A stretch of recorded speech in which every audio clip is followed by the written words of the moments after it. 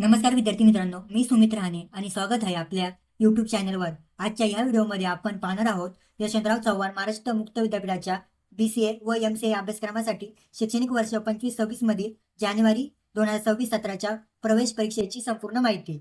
मित्रांनो, YCMUच्या BCA व MCA कोर्ससाठी जानेवारी 2026च्या प्रवेशासाठी प्रवेश परीक्षा प्रक्रिया सुरू झाली आहे। या प्रवेश परीक्षेसाठी ऑनलाईन नोंदणी करायची लिंक दिनांक 23 जानेवारी 2026 पासून 15 फेब्रुवारी 2026 पर्यंत उपलब्ध राहणार आहे।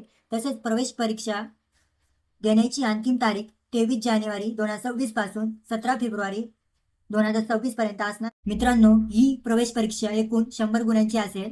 प्रत्येक प्रश्न 2 गुणांचा असेल। 50 प्रश्न विचारले जातील, म्हणजेच तुम्हाला 50 पैकी 50 प्रश्न सोडवायचे असतील। या परीक्षेसाठी दिलेला वेळ जास्तीत जास्त 50 मिनिटाचा असेल। प्रवेश परीक्षा शुल्क फक्त 500 रुपये इतके असणार आहे।